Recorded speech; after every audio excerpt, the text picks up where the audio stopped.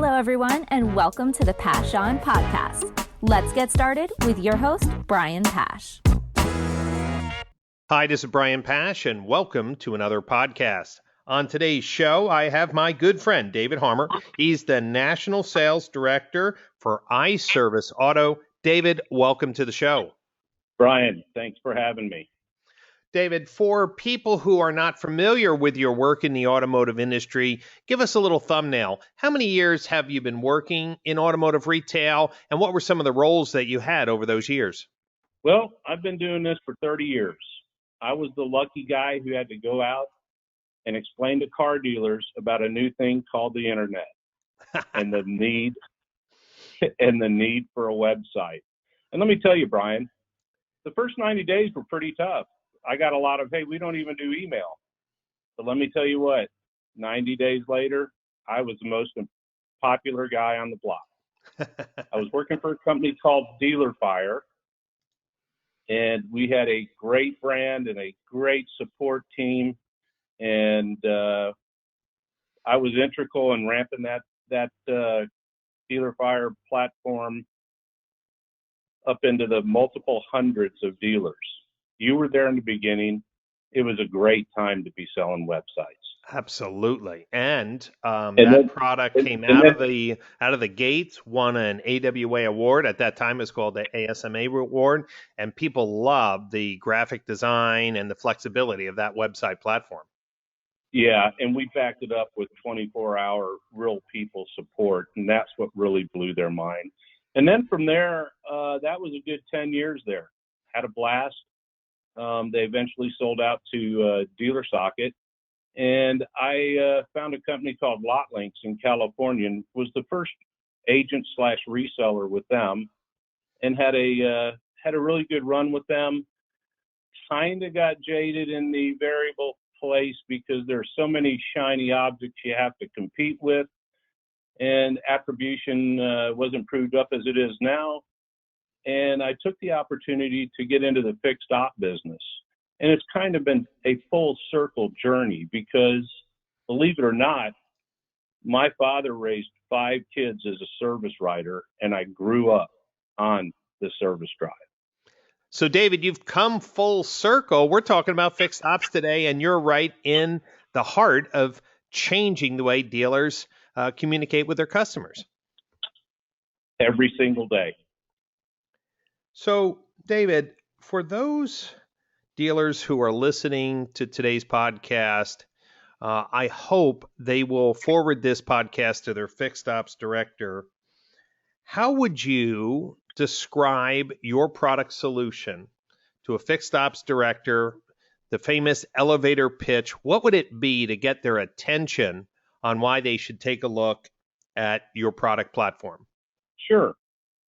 iServiceAuto is a transparency and communication tool for the service drive.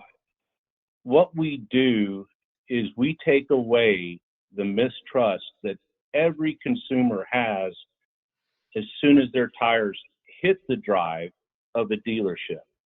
They're always thinking, I'm going to be overcharged, I'm going to pay too much, and it's going to take too long. We fix all of those things. Number one, the auto repair business is a $249 billion business. NADA did a study that the franchise automotive dealers that sold every one of those cars only gets 13% of that business. So imagine $220-odd billion driving off their drive to go to a Quick Lube or a Pep Boys or a Walmart. Makes no sense. One thing that we shine the light on is the value of doing your car service at a dealership. For example, you get OEM parts, not China parts that are going to break and fail. You get a certified tech working on your vehicle. And I can't tell you the importance of that. And on top of that, we shave off hours of wait time with our tool and literally take the consumer under the vehicle and give them a complete, transparent understanding of every repair recommended. And David, We layer on top of that a texting platform that makes it all happen in real time. So the days of getting a car on the lift and having the tech sit by his toolbox waiting and waiting and waiting, those days are over. so David, let's take apart a couple of the elements of the platform. A dealer today has some type of service process right now. Client pulls in, meet and greet with their service writer, their service advisor. That service advisor goes through some initial exploratory questions. Then the car goes to the technician, where the technician does that multi-point inspection, checks over the car, makes recommendations. Any dealer who's listening to today's podcast, right? iServiceAuto doesn't change any of that. Their current process stays the same. It's what happens when the service technician and the car are connected. We're giving the technician new tools. Is that correct? 100%. The number one person that a service drive customer wants to hear from in the dealership is the technician. It's like going to the doctor. You don't want to hear from the nurse, you want to hear from the doctor. So the beauty of our process is the service writer goes through his normal process. There's no change in that. He stamps the RO iService, lets the customer know that they're going to receive a text and a video on their car, and the technician immediately takes our camera, proprietary camera, and starts the MPI on the vehicle. When he's done shooting the video, we now have a digital MPI also. So for a lot of OEMs out there, you have to include a digital MPI. So we made it super easy. He picks up a camera. He has to know two things: his name, which is on his shirt, and an RO number. That's it. Once he clicks those, he can choose to do a video or a digital MPI. Normally, they do both. So David, the current process at many dealerships is that after the technician is doing the inspection, that information goes back to the service writer. If the service writer is busy, there may be some delay in getting that information to the customer. And it seems to me that iServiceAuto has tested this now over and over. There's absolutely no reason to put this inspection back into the service writer's hands. The faster it gets to the consumer, the more convincing that presentation, the faster the approval happens. Have you done any benchmarking that would tell a dealer listening to today's podcast how much time is given back to the technicians using this system? Meaning, is it for every 10 technicians, it's another service bay? What's the numbers you use to talk about the efficiencies that iServiceAuto will deliver? Well, that's a great question, Brian. And in every one of our demos, we'll ask our potential client, how long it takes them to get a car from the initial greet and meet to the technician, an approved RO, and work started. And I can tell you, if they're honest with us, it's usually 45 minutes to an hour. We shave that to literally 5 minutes. David, when you say 5 minutes, when the car is up on the lift and the technician finishes that inspection and they text the video to the consumer, are you saying that the consumers on average respond in minutes? Correct. And what if dealers would find that hard to believe? I've got some phone numbers they can call. So what do you say to a dealer? Hey, Brian, I don't want my texting directly to customers. I want the relationship to be owned by the service advisor. what would you tell them? Because obviously that's a very common model, at least from the observations that I have. Yeah, so that, of course.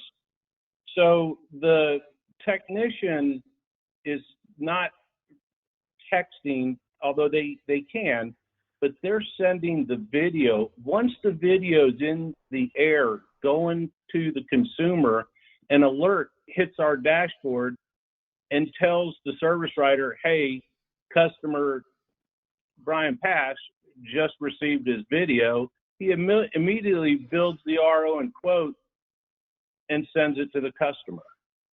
And they take it from right there. So it's the perfect blend of it's like a symphony, and they work hand in hand. And I can tell you, Brian, we do a 2-day in-store live training, and to see the difference in the teams working together with our tool versus the old style, it's incredible.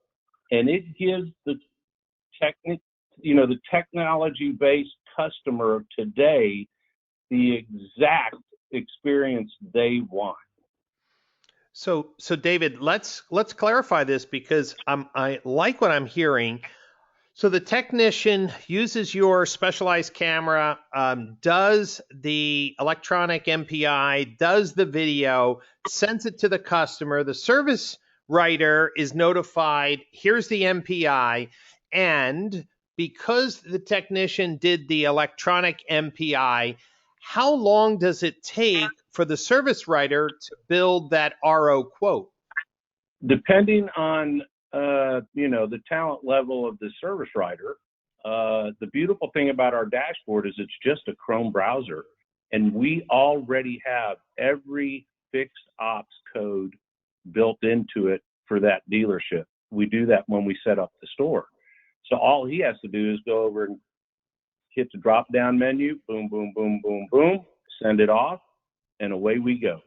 Okay, so let's talk about that piece. The electronic MPI comes into your dashboard, goes to the service advisor, but if they're using like an eLead service tool or a dealer socket service tool, what you're saying is from your electronic MPI, they would just key in the codes that are recommended into whatever RO building tool or platform they're using. Correct. And Okay. let me tell you, I don't know if you've ever seen any of the other electronics MPI display on a smartphone. It's not pretty. It is literally hieroglyphics. I mean, ours is a super smooth, graphical looking MPI, and it is well received. Great. So And more importantly, well understood.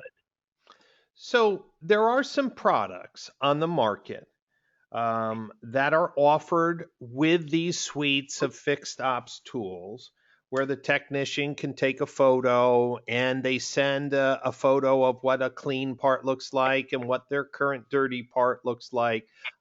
So there are some folks that have integrated into some of these, service management platforms. What differentiates your product? So if a dealer's saying, hey, David, I'm already taking photos, I'm already communicating those needs via photography, or maybe they're hand coding videos. I'm not sure, but there's a number of people I ask that say they're doing something like that. How does this product compare or contrast with some solutions that advanced dealers may be using?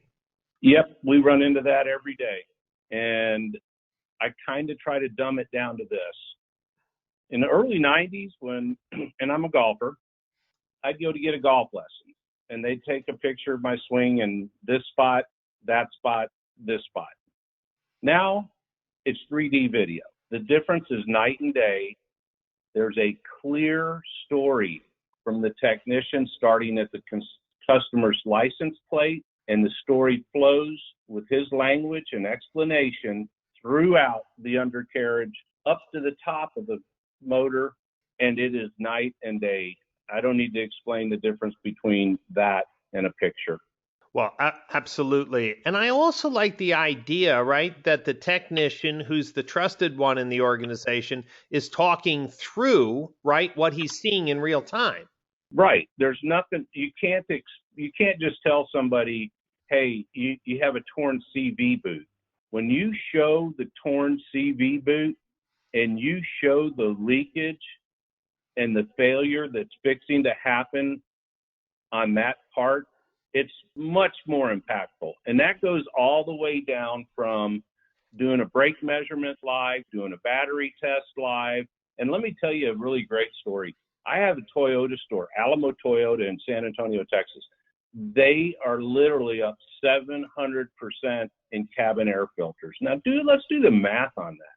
That's phenomenal. And what they simply do is before they start the video, they pull it and they have a brand new one from the parts department, and they explain to the customer, hey, this is your cabin air filter. This filters the air that you and your family breathe on a daily basis, and yours needs to be replaced. It's dirty, and they show, and then they say, and this is a new cabin filter. It's a complete no-brainer. The customer, once you are transparent and quick with the customer, you win every time.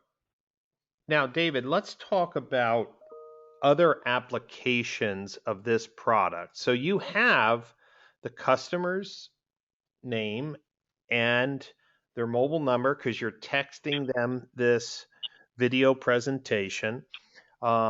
It is in your dashboard, right? So the service writer can see if the customer approves the work, right? The service writer sends them the RO, they approve it.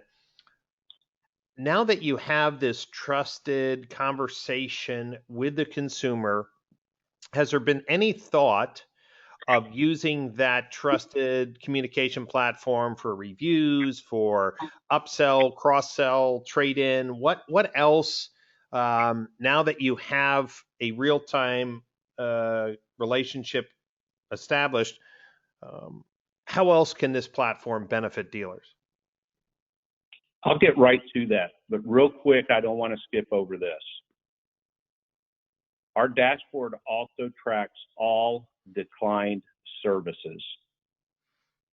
As a service director using our platform, you can track and re-engage by video with all declined service items.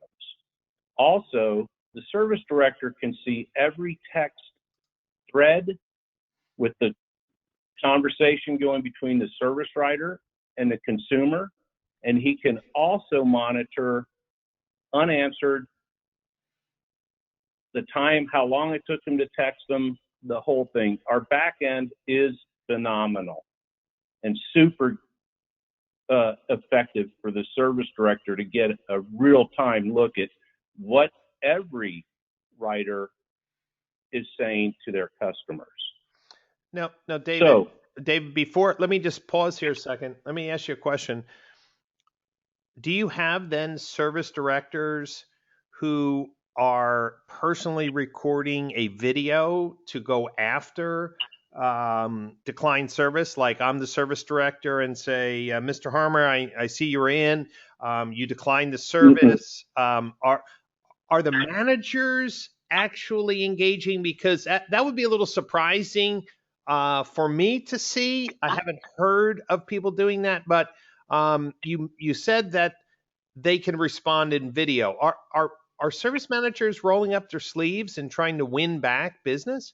Let me tell you, my service managers are super busy. So what we did, and by the way, our product was built from the shop level. Our CEO oversaw 11 rooftop group, and he built this from real problems in the shop. So as a service director, he gets to go to his panel and he can basically say, oh, look, Dave Harmer declined tires. I'm going to send Dave a reminder. And what it is the consumer will receive a text that says, by the way, there are some services that you didn't attend to. Please review your video. With one click, he can do that. It's phenomenal. So it's just a reminder system to just have another peek or a poke at hey, we're still recommending this service. For sure. And let me tell you, if you look at these dashboards on the declined service numbers, if they can just, claw back 20% of that, it is a huge win. And again, it's showing the customer that we're engaged. We want to make sure that you maintain your vehicle properly. And you can set that by date, time of day. A lot of the BDC service departments are using it on a daily basis. They love it. Great. So let's talk about other uses for the platform. Yeah, for Somebody sure. services their car. You've texted them. They've basically had a modern communication experience. I've been writing about Google My Business and that dealers need to have a separate Google My Business page for service, and that we need to drive reviews not for service to the service page. How is your platform helping dealers connect their service customers with more reviews? Let me start with our iPay feature. So after they've approved the RO, they can actually they can do the whole transaction on their phone. Whether they're at their office, at the golf course, or they're waiting in the lounge, they can skip the cashier by using iServiceAuto, and it is seamless. They love it. We have a Toyota store in Ohio that did $225,000 last month through iPay. So we have that. Yeah, crazy. So the next thing that's super exciting is my variable side of the business experience has come into play here also. So after the consumer approves their RO, pays through iPay or pays through the cashier, at the end of the video, of the original video, we have a spokesmodel come on and say, hey, you never know what your car is worth. Push the Appraise My Car Vehicle button now, and we'll be right in touch with you. And what that does is it identifies a hand raiser on the drive with the car there to the sales manager. And we simply put a good number on their car. We don't go down and try to sell them a new, 2020 Ford F-250. We just put a solid, good number on their car and let them respond. And let me tell you, we have dealers that are selling on a small dealership an extra 5, medium an extra 15, and large 30 cars a month through that. They've been trying to solve the service to sales part forever. And let me tell you, the way that we do it is seamless. I mean, who as a salesman on the floor would not want that lead? Well, it's one of the best leads you possibly could have. It's the best lead. So after that process takes place, when they're done and we've got them through our full life cycle of our transparent communications that we have, we offer, would you like to submit a review? And it's the simplest process ever. There's 2 buttons, yes or no. Yes, they pick the platform. Google, Facebook, any of the platforms out there. Once they go there, they have the choice: excellent, good, and bad. And of course, the bad ones are immediately alerted to the GM, and he gets to intervene right there. The good ones go right into the platforms, and the excellents go right there also. And let me tell you, Brian, I have a Subaru store that I just launched. A Toyota store that I just launched, Advantage Toyota. The internet director walked in the service director's office, which is a not real frequent deal, and said, Anthony, what the hell are you doing over here? And he was like, well, what do you mean? They had gotten more service department reviews in the first 4 days of our launch than they had in 2 months. Well, I'm going to tell you, David, that if dealers took the time to read my most recent book, Hyperlocal Marketing for Automotive Retail, they will learn that they are missing out on competing with local independent service centers because they don't have a dedicated Google My Business listing for service. And even the dealers who have them have 3, 4, 5, 6 reviews.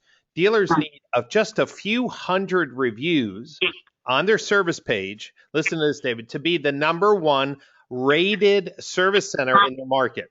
For sure. The average number of reviews on an independent service, this is tire shops, transmission shops, brake shops, is somewhere between 50 and 200 reviews. If a dealer had 300 reviews on their service page and it had it optimized with the products and services that it offers and their specials, they would be showing up 5 to 10,000 times a month. And when they showed up in the Google Maps or in the Google search, it would be clear that they're the highest rated service center in their market. That's why I love what iServiceAuto is doing.